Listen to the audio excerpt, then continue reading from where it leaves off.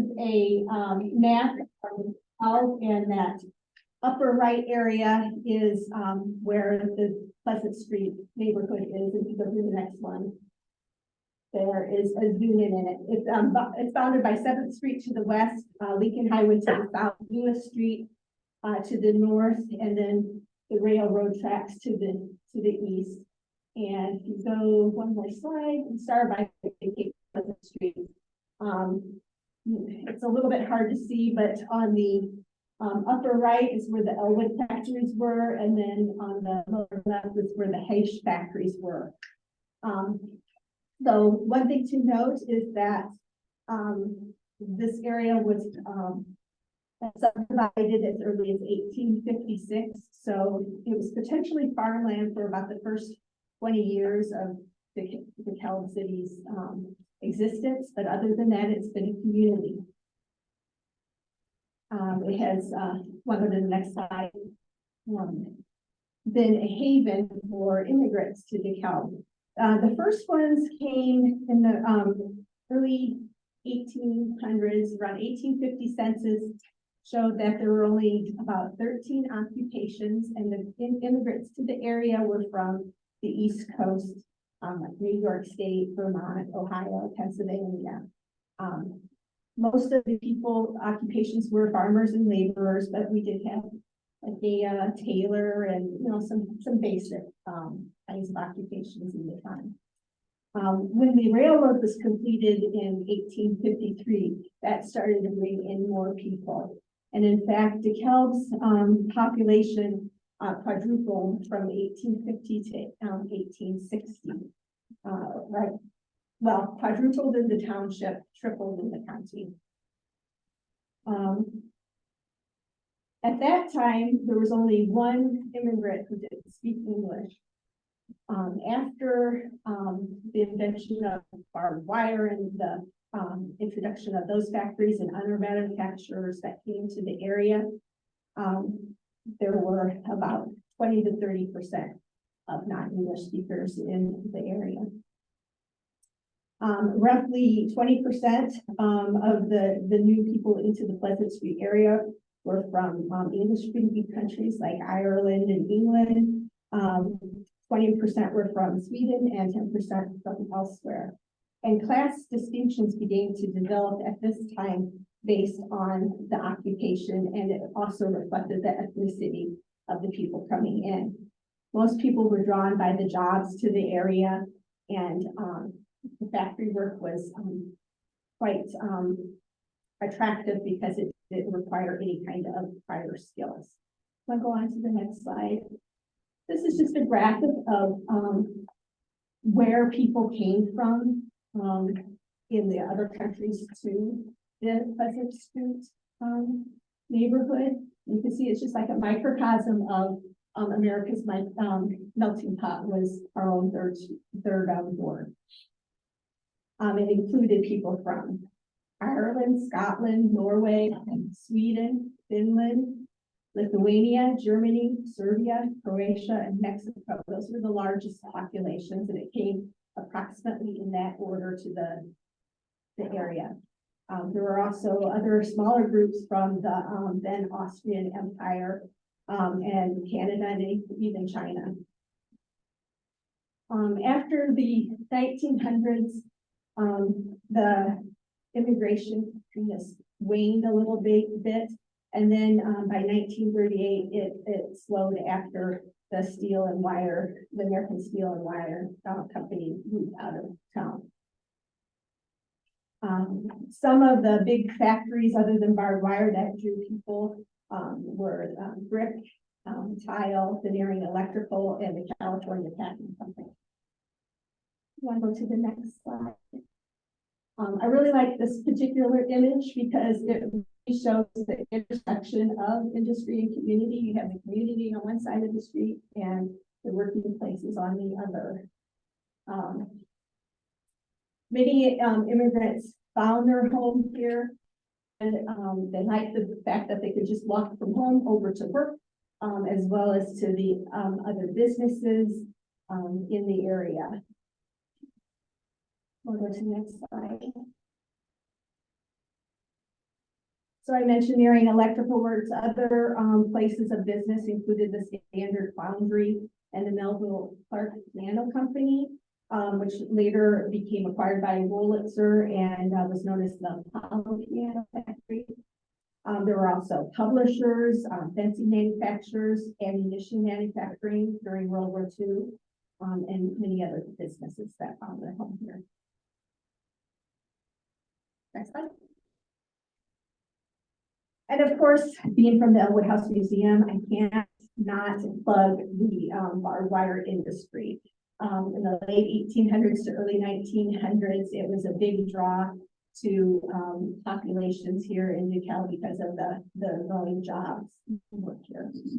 Most found work in the steel factories, some in the piano factory.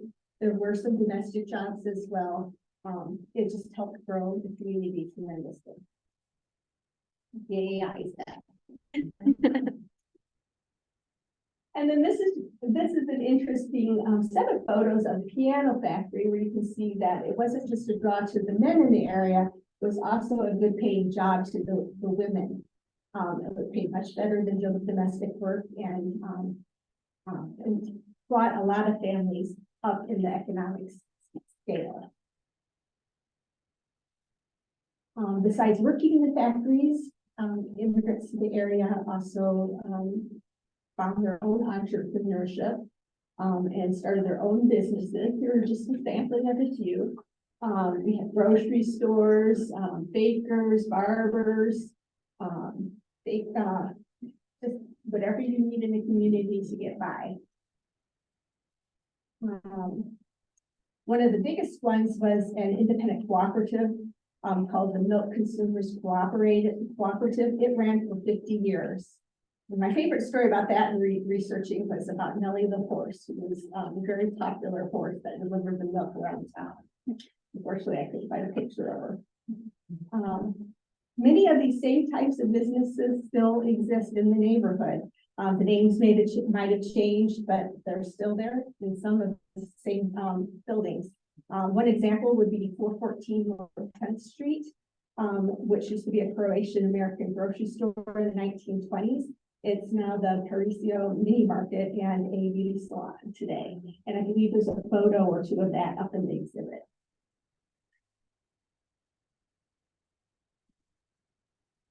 So the next slide, I think just a few more examples of businesses that used to be in the area, and maybe some of these also pop up in the exhibit. You'll have to take a close look.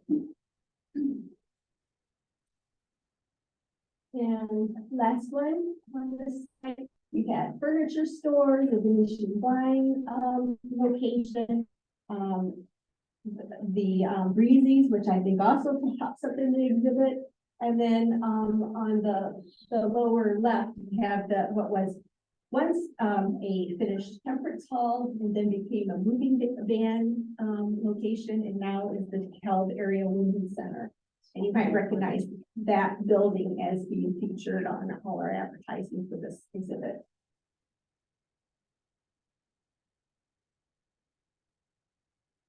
And then community. It wasn't just work that drew people, it was also the sense of community in the area.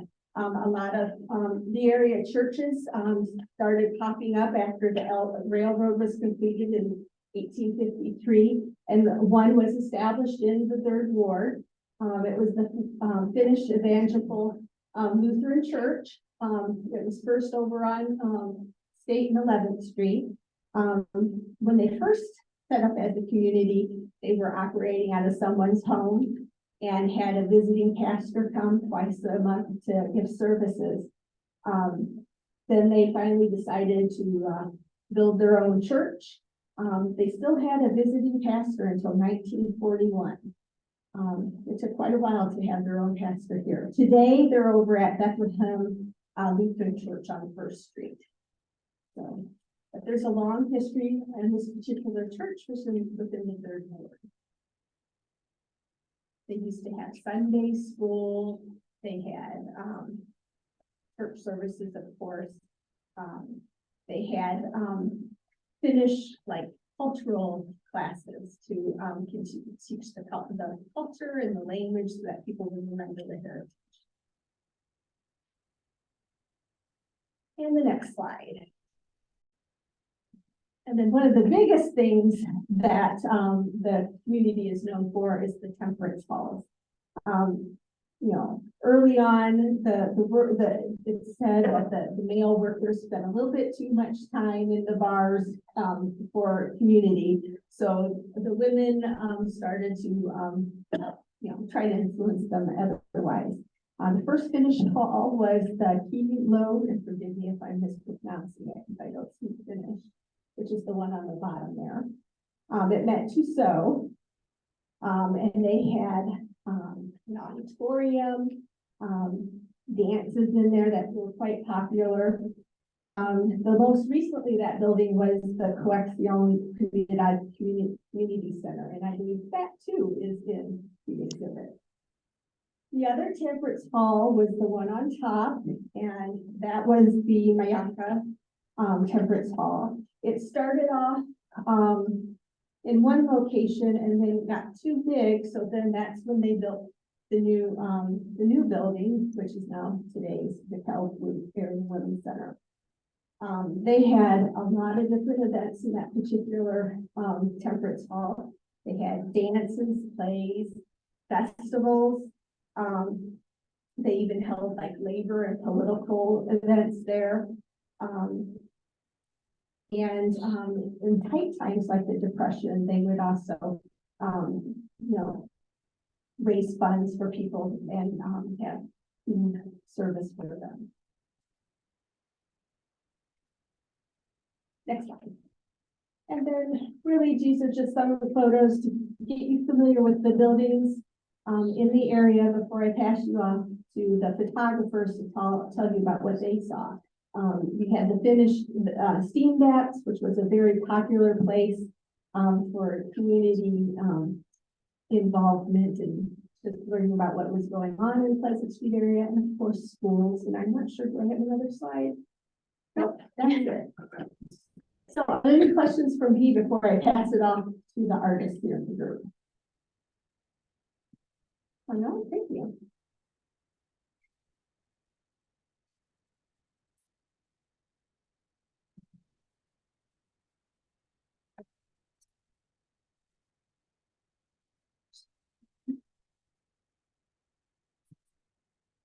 Hi, everyone. Thank you for coming. This is so amazing to see so many people here. And we're really excited to share with you the process of our exhibit.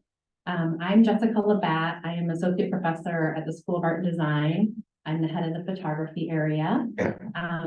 And I'm here with some of my students. Yeah, perfect. I have a group of students who are participating in the project, Alexandra Dulski, Drew Zurko, Michael Leeson, Edward Hernandez, Emma Vitalo, and Jayla Watkins. And we're going to talk to you about the whole process, and each of the students will tell you a little bit more about their images and what they learned. Next slide. So the inspiration for this project came from the Faces of Belonging project that we worked on in the spring of 2021. And this project was part of a Healing Illinois grant that the Ellwood House was part of, and Michelle at the History Center was also a part of. And each of our organizations had a different artistic project that explored ways to create a sense of belonging in the community. And so my students were working with community members to make portraits of people both in the city of DeKalb and on NIU's campus who cultivated a sense of belonging for the community. And so it was through this process I met Michelle and Brian, who was the former director here at the Ellwood House. And we were really excited to work together to make art projects that promoted discussion, racial healing in the area, and ways to use artwork and photography to address social justice issues. And that's our website. We still have a website. And you may have seen some of these photographs driving around on the buses. They were on the buses for about 6 months. And it was really fun and exciting to have the students work traveling as part of this public exhibit. So that really kind of planted some seeds for future projects. Next slide. And so over the summer of 2022, Brian wrote to me and asked me if I had a photography student that might be interested in doing an internship here at the Ellwood House, because they wanted to do some research and collect images, photographic images about the history of the Pleasant Street neighborhood. And I was preparing for my class that fall that was called Sequencing in Photo Books. It's a class where the students work on generating a large series of photographs that then they learn how to put into series to go into books and little zines, informal publications, and exhibitions. So it really helps them figure out how to develop a series. And what's always tricky about this class for me as the teacher is figuring out a big series of images the students can work with. And so when Brian came to me and told me that they were hoping to document this neighborhood, it seemed like the perfect opportunity to build on this with the assignment and have the students go out into the Pleasant Street neighborhood, take lots of pictures that could document the neighborhood at this point in its history, and also be used for their sequencing assignment. Next slide. So now I'm going to pass it over to Emma, who's going to tell you a little bit more about the assignment and our process. Hi, everyone. Oh. I'm Emma. I am a graduate student first year, and I was the TA for this photo books class. And so when Jessica decided to assign this to everyone, she went out and bought a piñata and filled the piñata with candy, and the candy was wrapped with addresses from the Pleasant Street neighborhood. And so the students busted open the piñata and wrapped the candy, and those addresses were the departure points for their Derev. And so we can go to the next slide. And the Derev is a reading that Jessica also assigned to the students. It's The Theory of the Derev by Guy Debord, and we had to really focus on the psychogeographical effects of the environment. They had to be in an open state of mind and just go out and photograph what they saw and what they paid attention to. And from that Derev, they had to make a 6-page mini zine with a poster. And so this is one I actually went out and photographed the neighborhood as well. And then I made one with the students. Go to the next one. Edwin. I'm going to turn it over to Edwin.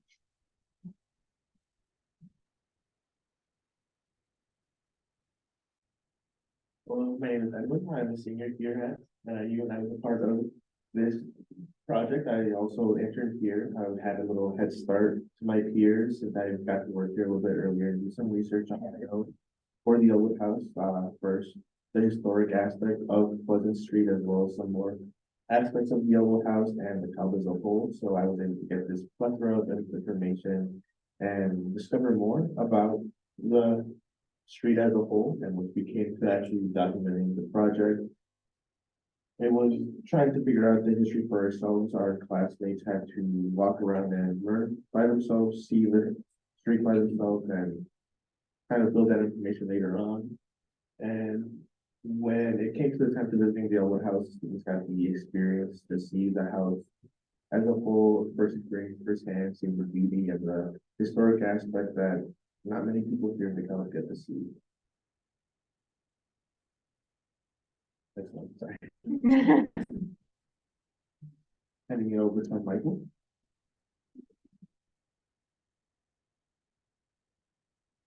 Hi, my name is Michael Leeson. I was also part of this class.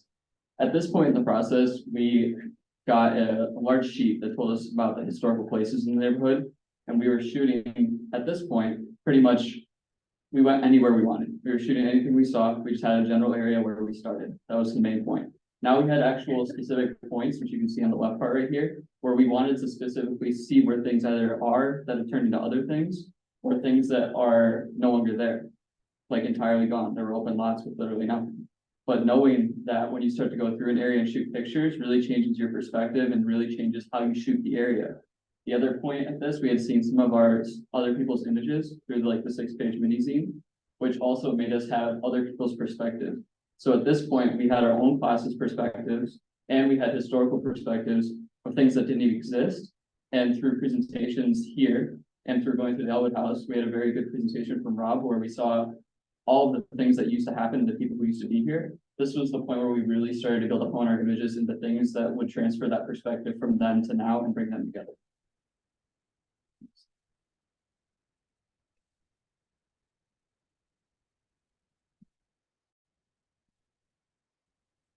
Hello, my name is Drew, who's also part of the class. So it came down to the time where we had all our images together. So we printed them out into little thumbnails and kind of laid them all out on a table and tried to figure out how we were going to organize them in this exhibition. And with the historical context, it made the most sense to categorize our images into community, domestic, and industry little sections, and that's how the exhibition is laid out. So we sequenced the images, which was part of the class to create like a good overall composition of all the images together. And then we voted on which historical images were going to be blown up as murals and put on the wall next to our images.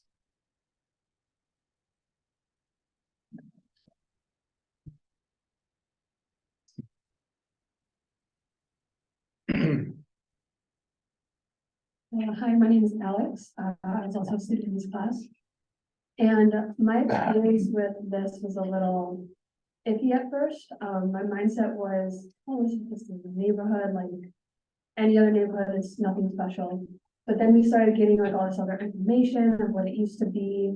And I think we had to go walk the path and everything like 3 times. So you start to see things differently. And I wanted to focus on specific things that, yes, they're probably gonna always be in the neighborhood, but seeing it a little differently. So one of my favorite images is called Red Truck. It was literally just this like really old Ford beat up truck that had a full bed in the back. And it was just sitting there, no one was out, so I just thought it was really beautiful.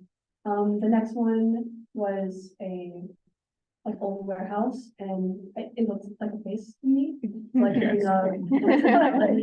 a warehouse. And then my classmate said it reminded him of a character from the movie Cars, so that's what I named it. The last image is just this doorway. The building just kind of looked like it vanished into all the lines, and I just thought it looked beautiful, so that's what you know. Yes,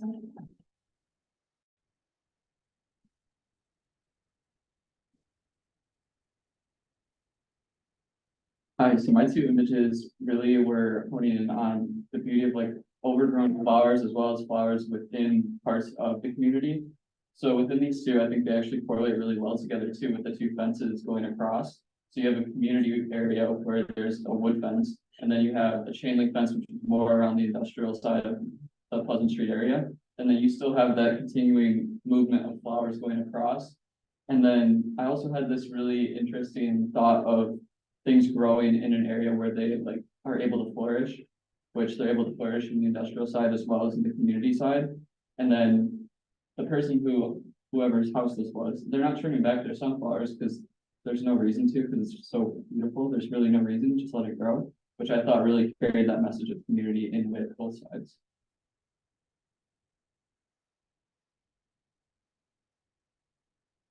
I'm Jayla Watkins. I was also a student of the class last semester. I would say that initially this project was a bit intimidating for me because it is different from the style of photos I usually take, but I believe I just found success in being inspired by the reading that we discussed in class, being open-minded, and finding scenes in nature and architecture that was very visually appealing to me. Next slide.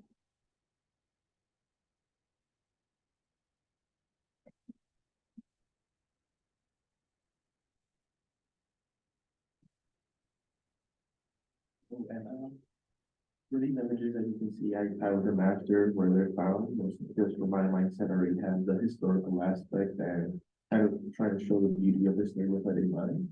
The images shown have a compilation of my first, second, and third time exploring the neighborhood. The 1306 Pleasant Street was one of my first walks where I still had the historical mindset, but also trying to show the beauty that has been flourishing in the neighborhood. By showing this house that caught my eye in one of my walks, I started from the beginning of Pleasant Street going all the way down to the very end, that kind of reaches the middle of nowhere type area of the street or leading outside of the town.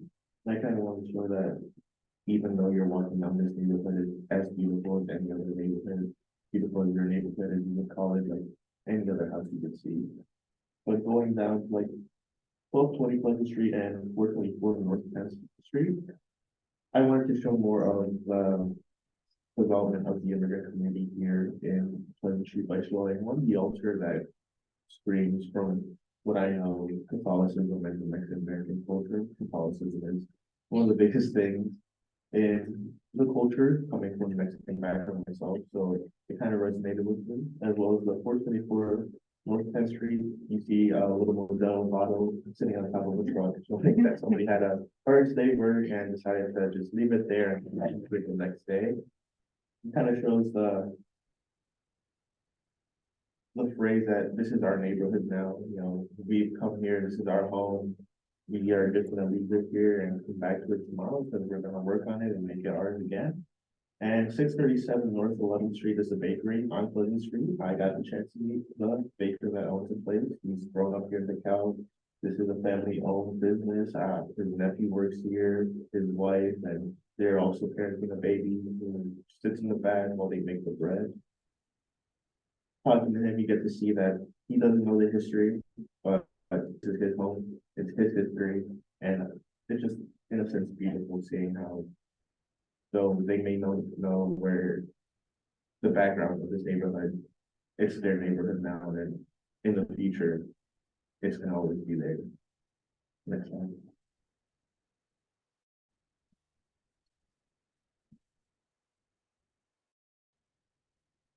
So my first two images on the left side here were before learning any of the historical context, but later ended up working in with this exhibition. And the first one is a little Hugs juice container, and I saw that while I was just walking down the sidewalk, and it like drew me back into my own childhood, remembering all the times that my dad would get a huge case of the little Hugs, and I, give them all my friends and stuff. So I thought that was an interesting picture. And then for the second one, I was also walking down the sidewalk, and I looked over, and this beautiful golden light was shining into this little backyard, and the little puppy looked back at me, so I had to take that photo. And the last image is something I made after I knew the historical context, and after learning about the Temperance Hall and how it went from a community center to a moving company and then back to a women's center. I thought that was kind of an interesting journey that it took, and I really liked how it kind of came back to being a community center. So I took some historical images along with my own image and combined them all into a collage to kind of show that all its different, all the different ways that it existed.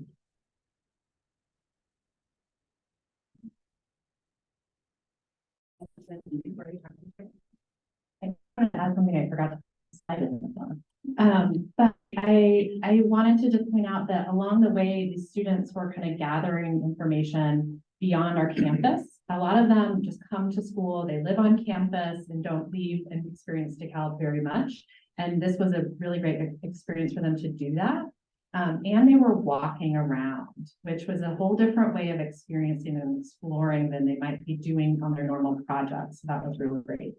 And they didn't know at the time that we were going to be having this exhibition. So that was like a surprise. And I love to surprise the students with fun things. And so there were lots of surprises along the way that kind of planted the seeds. The piñata was the first surprise. You know, the piñata relates to Mexican American culture. Edwin was in on the surprise, so he helped us keep that a secret. But then later, for one of our critiques, I brought in pastries from the bakery, and so everyone got to try the different pastries. And so we were trying to kind of explore the neighborhood and start to learn about the neighborhood slowly and in a way to expand what we knew about that. And so Michael is now going to talk about our process of getting this exhibition ready. Because the students, I don't think they, sorry, one more thing. One more thing. I don't want to put down the mic. Kidding. I don't think the students let you know, they went back 3 different times, how many hundreds of images they had. Each student had hundreds and hundreds of pictures of the neighborhood. So it was really hard for them to narrow it down to the final exhibit upstairs. And you'll see there's still a lot of exhibit or lots of images in the exhibit, but they put a ton of time into this project.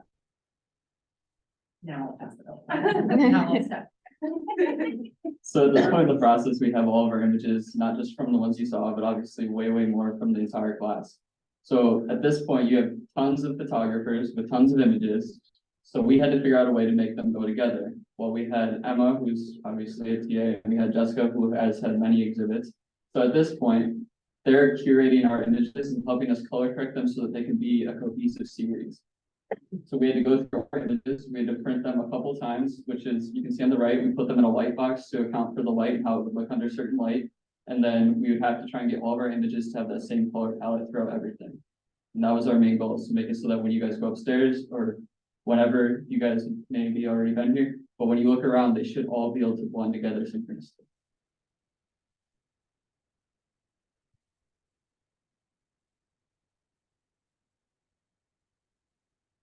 So after we had color corrected and printed, we kind of created a reference layout to how we were going to hang everything. And that always kind of depends on the space, and we didn't know exactly how much space. So we did our best to hang them as accurately to our layout. And then when we got here, we had to separate all the prints because since each individual student is printing, we had to kind of figure out where everything was and lay it out so that everything was right in front of the wall that it was going to be hung on.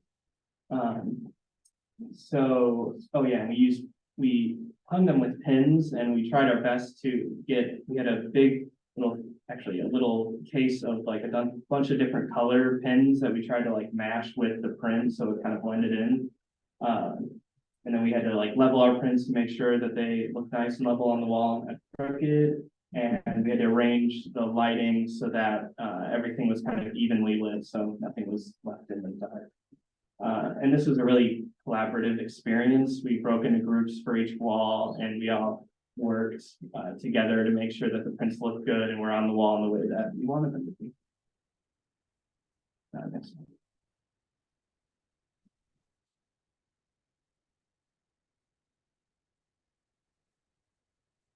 And then, not even a week later, Jessica had one more surprise for us. She wanted us to do this all again. She secured one of the galleries in our building. She secured the space, and she taught us about like traveling exhibit, and we were able to print our images again. Luckily, if we saved our files, they were all color corrected. If we did not, we had to color correct them again. But we just had to print them out again and start installing all over again. But this space was a little bigger. It had higher ceilings. So we had to find a way to maneuver everything and make it fit for that space. So this was up for like a week in the art building in November.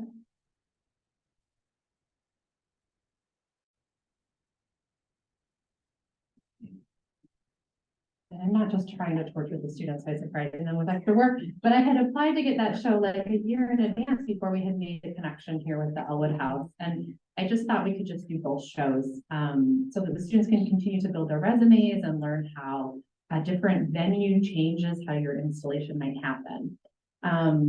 So I think it was a really meaningful experience for our students. And if you have any questions for them or me or Anna Marie, we'd love to answer any questions you may have. Yes. This is so impressive to me. This has Com University written all over it. Community and university. I was the mayor of the city of DeKalb when George Floyd was killed in Minneapolis. And it was because of some of the changes that we had to make as a city, including some dramatic changes in our police department here in the city of DeKalb, that the Belonging Initiative started. And so to see that sort of as the catalyst for this is wonderful. My question to any of the students, I don't know your history, but this project, how did it change your perception and your feeling as an NIU student that perhaps it comes from somewhere else? How impactful was this project to your mindset about the city of DeKalb? Yeah, come on.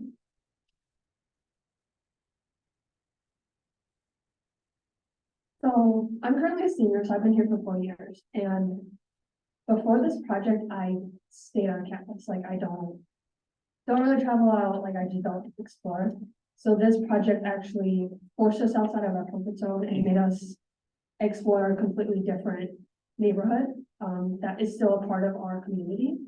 And I'm not gonna lie, when I first went out, like I was different neighborhood, different people, like you don't know, like being a female college student, we felt more comfortable walking around in groups.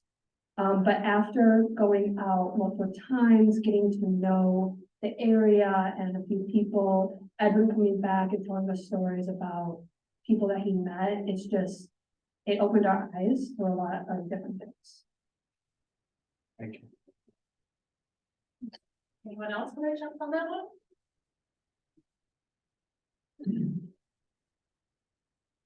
I really liked the connection between the Pleasant Street neighborhood and kind of like college students in general. Like we're all coming from these different places and to school, and I like that connection between the neighborhood of all these different immigrants coming together.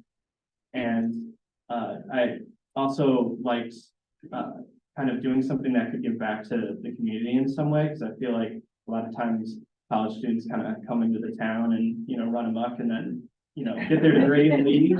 So I was really happy to be able to do something that would give back. Great. Thank you. Yeah, some of the students were like, what are you doing? Why are you making it through this neighborhood? They gave me some attitude, and until later, and they learned. And there was one document we had that had the list of all the different ethnic groups that have come to Pleasant Street neighborhood over time. And I just knew, looking at that list, every single student would have ancestors from one of those groups. And so I thought it was a really great way for them to challenge their own initial perceptions about a place and start to dig deeper and learn more about themselves too. So, yeah, there was another question. Yeah, I just wondered how long this is gonna be on display, because I have friends who might be interested in seeing it. Yeah, Couldn't come today.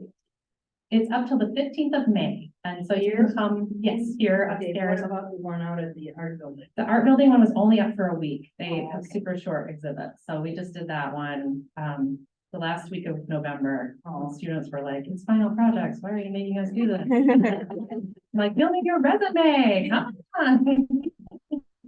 You're class people. Yeah. Okay. And I also had someone ask online the same question, but what are maybe for Audrey, what are the hours that you can see?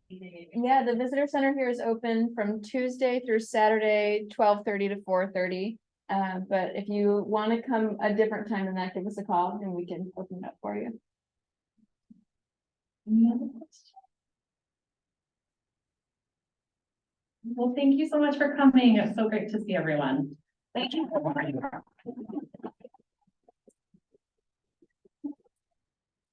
Yes. One more